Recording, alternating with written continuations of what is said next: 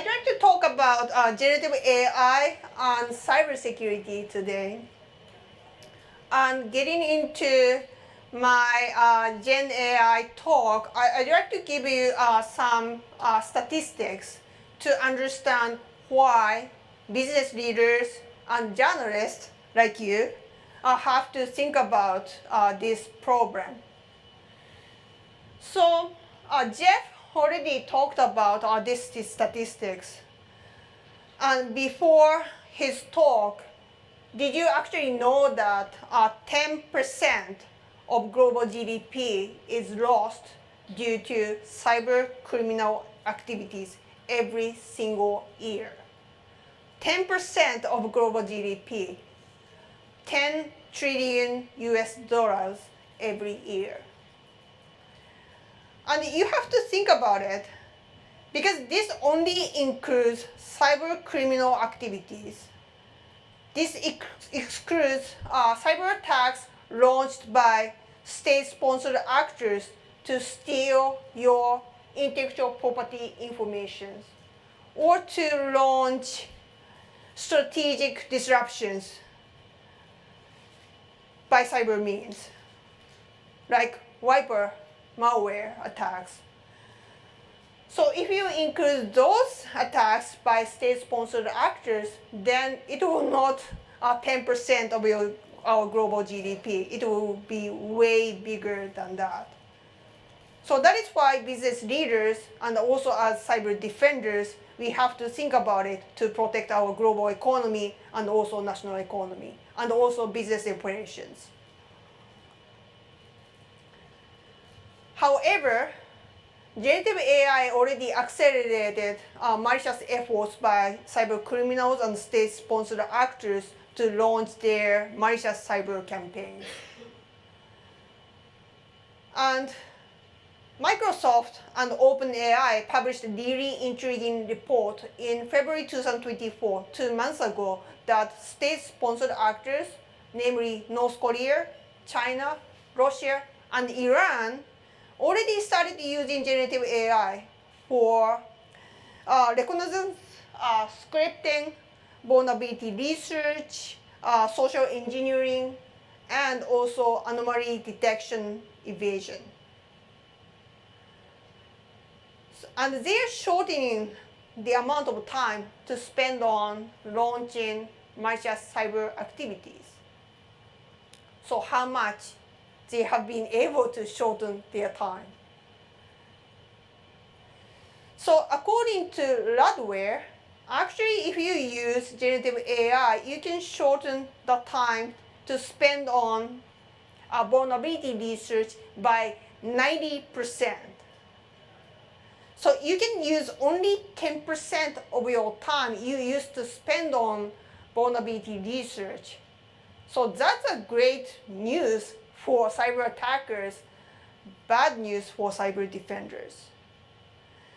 And in terms of phishing campaigns, you can reduce the amount of time by 16 hours to create phishing messages. So it's almost like 2 days, according to IBM. And my cybersecurity team colleagues at NTT actually use generative AI to do a cybersecurity awareness campaign this year. And they found out 2 things. So A, they are able to shorten the amount of time to craft really persuasive and convincing phishing message. But B, it's really alarming to find out that our employees at the NTT group actually started to click more than before. So this is good because now as cyber defenders, we already knew that we have manpower shortage. So that's good to have a more convenient tool to do a cybersecurity awareness campaign. But we are already aware that the cyber attackers are using the same technologies to expedite their malicious campaigns. So that is why, as cyber defenders, we have to think about how to use new technologies to do a better job about cyber defenses. And I've been talking about cyber attacks on our business operations. But also, let's think about how we as individuals to counter this threat. Because cyber criminals are already using AI to launch voice scams. McAfee actually found out that a quarter of adults have already experienced AI-generated voice scams over the last year. And 77% of those people actually lost their money due to AI-generated scams. And 1/3 of them, 33% of those victims actually lost their money over $1,000. Why? Because we are caring. If we see or hear that our loved ones are in big trouble, like kidnapped, then you want to help them, right? And most people, unfortunately, really sloppy, probably not people in this room, but we tend to sloppily share our voice data or video data online really frequently. And if you use AI, you can only, it only takes like a few seconds to create a really convincing, scary voice scams. Just using like a social media posted messages, like Twitter, Facebook, or even like TikTok these days. And another risk we have to think about is how to protect data to train our generative AI. Because cyber attackers already knew that we really need good data and updated data to train our generative AI.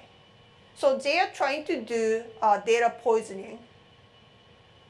And if we do not do a good job about data protections, then data poisoning can lead into negative consequences like reputational damages or harassment or lawsuits. It is not good news for enterprises.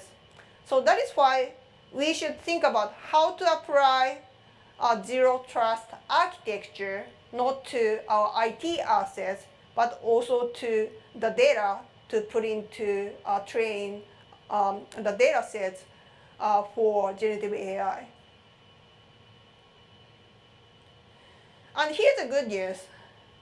So my amazing NTT security colleagues found out that generative AI, in this case ChatGPT, can really help us and empower us to detect if this website you are browsing right now is phishing or not. So they use 1,000 phishing websites and 1,000 legitimate websites to compare. And the outcome was really encouraging.